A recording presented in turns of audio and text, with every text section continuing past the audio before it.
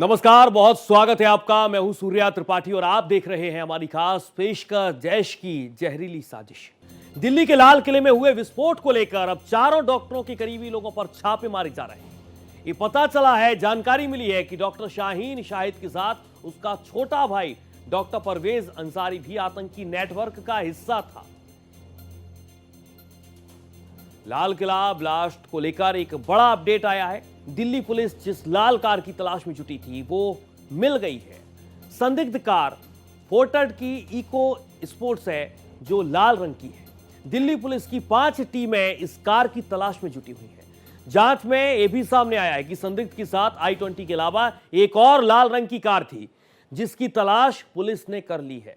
गाड़ी का number DL 10C के 0458 है जो उमर के ही नाम पर है। डॉक्टर शाहीन की कार में विस्फोटक मिलने के बाद ATS ने उनके भाई डॉक्टर परवेज के लखनऊ स्थित घर पर छापा मारा, जहां सहारनपुर नंबर की एक सफेद ऑल्टो कार मिली। जांच में पता चला कि यह कार सहारनपुर निवासी मोहम्मद शोएब ने 2021 में OLX के जरिए परवेज को बेची थी।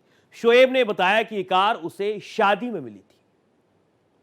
तो ये तमाम तरीके की कड़ियां हैं जो एक दूसरे को जोड़ती हुई नजर आ रही हैं। डॉक्टर शाहीन की कहानी, लेकिन इन सब के बीच दूसरी कार का मिलना बहुत कुछ कह रहा है। ये इको कार जो आप देख पा रहे हैं आपकी टीवी स्क्रीन पर, जो हम लगातार तस्वीरें दिखा रहे हैं, यही कार मिलने के बाद अब तमाम तरीके के सवाल उठ रहे हैं कि इस कार से क्या कनेक्शन है।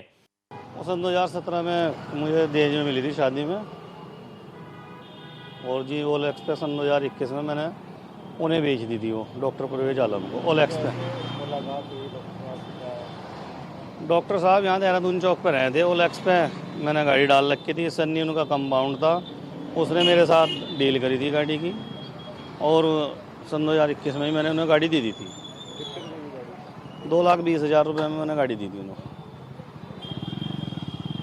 पहले कोई कांटेक्ट था ना जी, पहले कोई कांटेक्ट नहीं, ना पहले था ना अब था।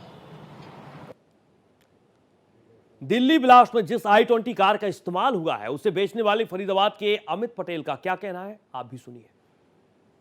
सर, मुझे उसी दिन रात को 8 साढ़े 8 बजे के आसपास दिल्ली के टीम से कॉल आया मेरे सोनू जी के पास, जिन्होंने कार की डील करी थी।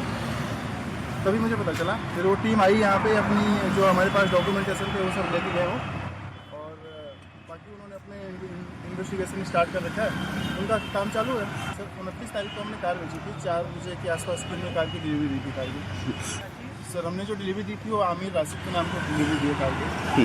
उनके साथ एक सज्जन और थे, बट उनका नाम नहीं पता मुझे क्या। तो 29 अक्टूबर को ये खरीदी गई थी। दिल्ली लाल किले के ब्लास्ट में 12 मौतें हुई हैं। कई लोगों की बॉडी नहीं मिल पाई है, कुछ लापता हैं, और इनमें से एक है जुम्मन। हमारी संवाददाता तनु चौधरी ने जुम्मन की बहन से बातचीत की। कहाँ तक का हिस्सा था?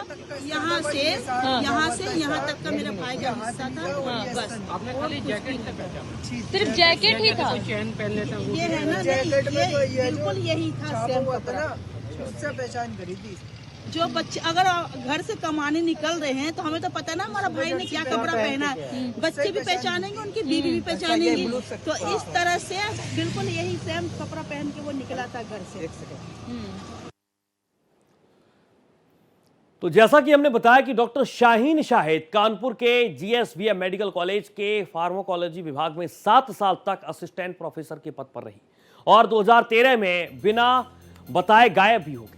इसके अलावा किसी भी नोटिस का उसने जवाब नहीं दिया। आप सोचिए और समझिए, किसी भी नोटिस का उसने जवाब नहीं दिया। 2021 में उसे बर्खास्त कर दिया गया। ज्यादा जानकारी दे रहे हैं हमारे संवाददाता।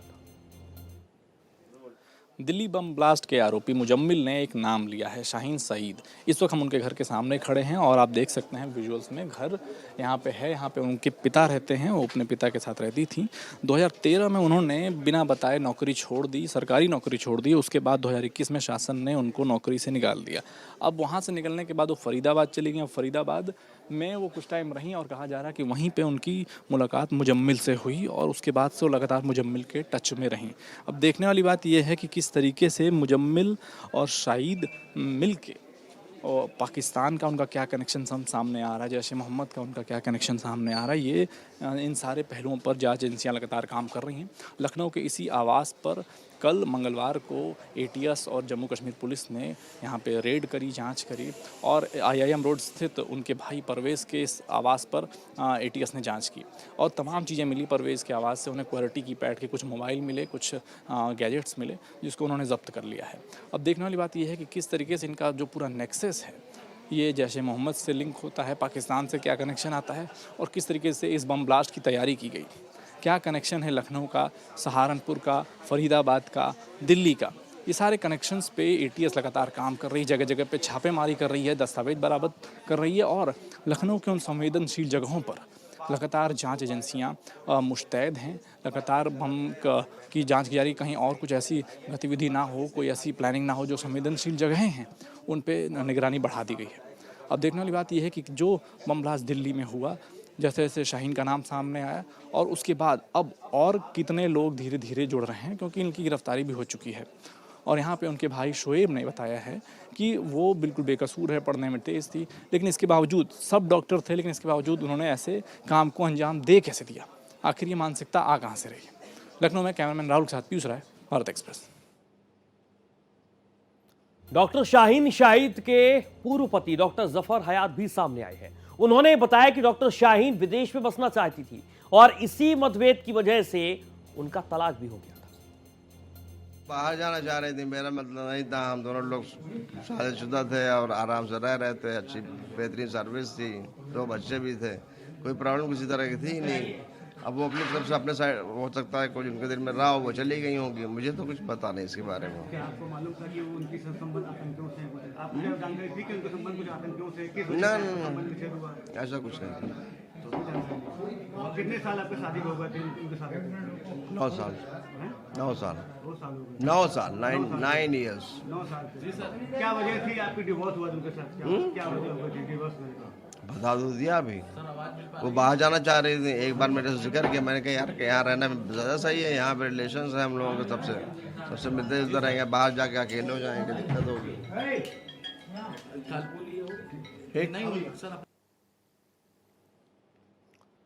तो यूपी एटीएस ने डॉक्टर शाहीन के छोटे भाई परवेज अंसारी को भी हिरासत में ले लिया है और अब उससे भी पूछताछ की जा रही है, पता लगाने की कोशिश की जा रही है कि कहां कहां कनेक्शन उसके रही है। बड़ी बात यह भी सामने आई है कि डॉक्टर परवेज ने 4 नवंबर को ही इंटीग्रल यूनिवर्सिटी के असिस्टेंट प्रोफेसर के पद से इस्तीफा दे दिया था। ज्यादा जानकारी दे रहे हैं हमारे संवाददाता पीयूष राय।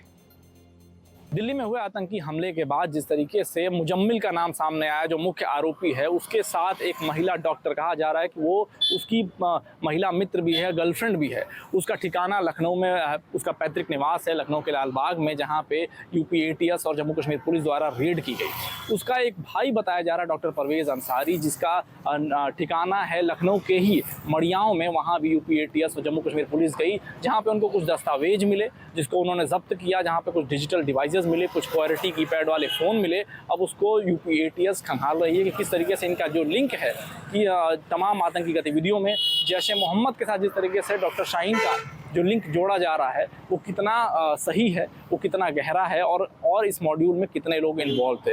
लखनऊ से कैमरामैन राहुल के साथ पीयूष राय, भारत एक्सप्रेस। शाहीन शाहिद के बड़े भाई शोएब का यह कहना है कि परवेज से उसकी जरूर बात होती रहती है, लेकिन पारिवारिक कारणों से शाहीन से उसका कोई भी ताल्लुक नहीं है। क्या कहा शोएब अंसारी ने, आपको सुनाते हैं। ऐसा मान रहे हैं कि उनको बनाया जा रहा है, वो है नहीं, ऐसा आप मान रहे हैं? आप लोगों को क्या लगता है कि सच में कुछ ऐसा हो सकता है कि नहीं हो सकता? जी, हमको तो नहीं लग रहा। अब आप लोग क्या मतलब अपना जो है ट्रांसमिशन कर रहे हैं, वो कहाँ मतलब मीडिया के थ्रू कहाँ पहुँचा रहे हैं, वो आप लोग जो अपने हिसाब से न्यूज बनाइए। आपको यकीन नहीं है कि आपकी बहन, आपके भाई आतंकी गतिविधियों में संलिप्त रहे होंगे? आपकी बहन 13 साल से आपको लोग संपर्क में नहीं है, उसके बावजूद भी आप लोग मैंने कहा 4 साल से संपर्क में, आप 13 साल लगा है। 4 साल संपर्क में नहीं है, तो इस दौरान आप लोग कभी कोशिश नहीं की जानने की कि क्या बहन क्या कर रही है, बेटी क्या कर रही है, कहाँ पे है, उसकी बहन से जो है बात, मतलब वही बता रहा हूँ ना जी, 4 साल से संपर्क में था जी, उसके बाद 4 साल के बाद ये संपर्क में नहीं है जी। डॉक्टर परवेज तो यहीं पे रहते थे, संपर्क में थे आप लोगों के? नहीं, डॉक्टर परवेज जो है यहाँ नहीं आते थे, कब से अलग? उनसे भी 3 साल से आना जाना बंद है। तो लखनऊ में कहाँ पर रहते थे परवेज? परवेज ये तो आपको आपकी मीडिया ने पहले दिखा दिया। डॉक्टर शाहीन के पिता सईद अंसारी का बयान भी सामने आया। उन्होंने कहा है कि मेरे 3 बच्चे हैं, बड़ा बेटा शुएब है, वो मेरे साथ रहता है, दूसरा शाहीन है जिसका जिक्र आप लोग कर रहे हैं। मुझे यकीन नहीं है कि वो किस प्रकार की गलती गतिविधि से जुड़ी हुई है। मैंने 1 महीने पहले शाहीन से बातचीत की थी। छोटे बेटे परवेज से हर हफ्ते बात होती है। सुनते हैं क्या कहना है डॉक्टर शाहीन के पिता का। देखिए, मेरे 3 बच्चे हैं, 3 बच्चे हैं। बड़ा है मोहम्मद शुएब जो मेरे साथ यहाँ रहता है। दूसरी हैं शाहीन सईद जिनके बारे में आप जिक्र कर रहे हैं, लेकिन मुझे यकीन नहीं है, इसलिए बता रहा हूँ मैं। तीसरे थर्ड हैं परवेज सईद अंसारी। शाहीन ने इलाहाबाद से MBBS भी किया है, MD भी इलाहाबाद से मेडिकल कॉलेज, दोनों मेडिकल कॉलेज से किया है। बात अभी 1 महीने पहले लगे हमसे बात हुई है शाहीन से।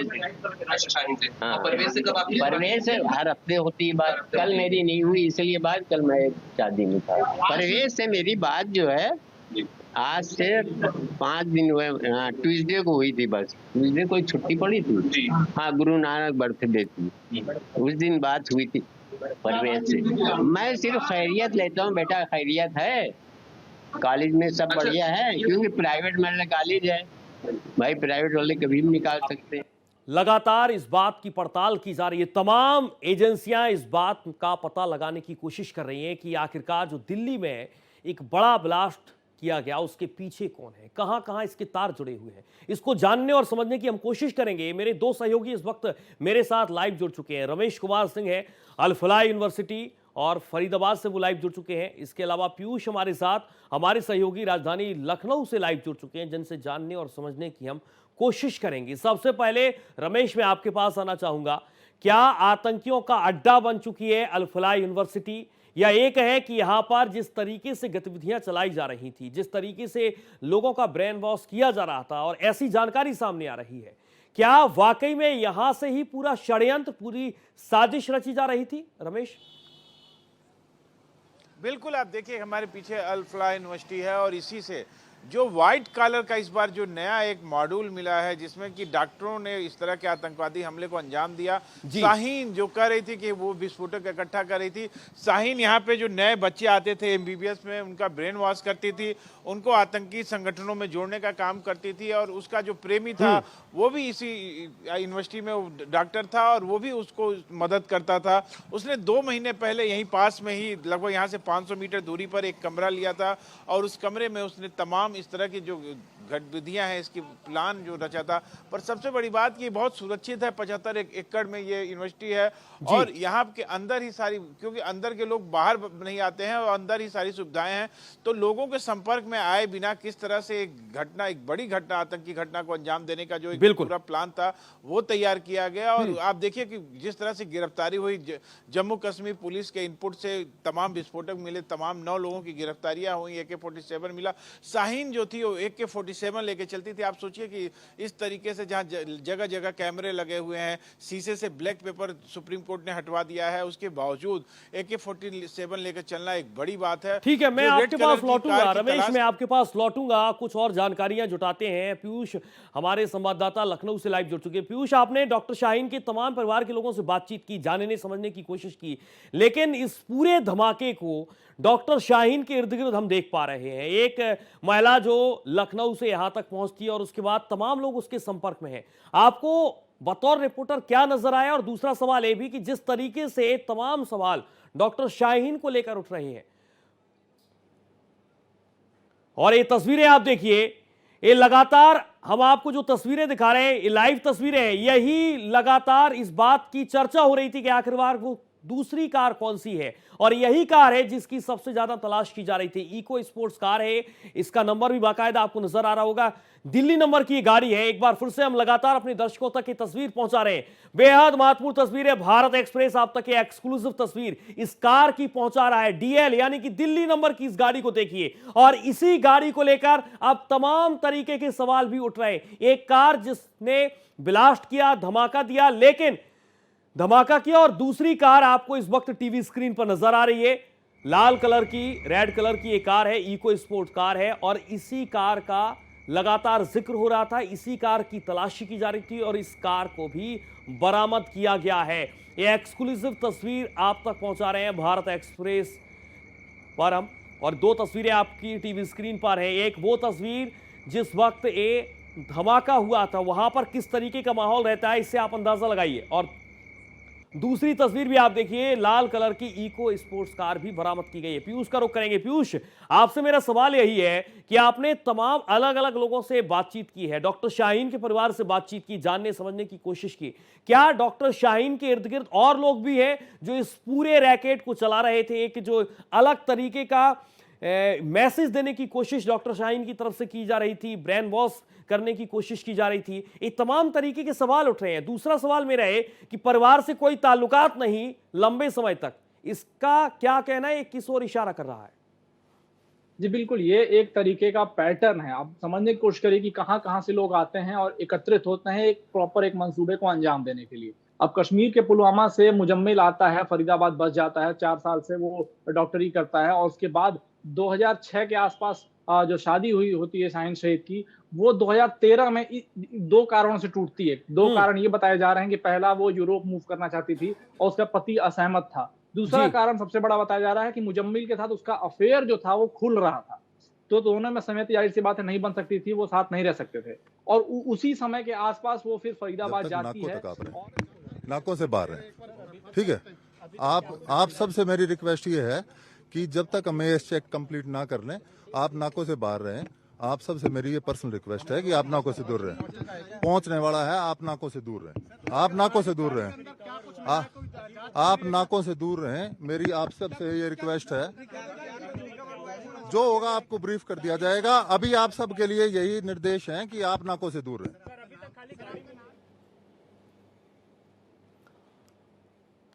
चलिए, बहुत शुक्रिया आपका पीयूष, तमाम जानकारी और महत्वपूर्ण जानकारी आपने साझा की। बहुत शुक्रिया रमेश, आप भी हमारे साथ जुड़े, आपका भी बहुत शुक्रिया तमाम जानकारी के लिए। लेकिन सबसे बड़ा सवाल है कि अगर डॉक्टर शाहीन और दूसरे जितने भी डॉक्टर जिनके नाम सामने आ रहे हैं, अगर ये मास्टरमाइंड है, तो इसके पीछे और कौन कौन से लोग हैं? फिलहाल हमारी खास पेशकश में इतना ही। देश और दुनिया की तमाम खबरों के साथ आप देखते रहिए भारत एक्सप्रेस।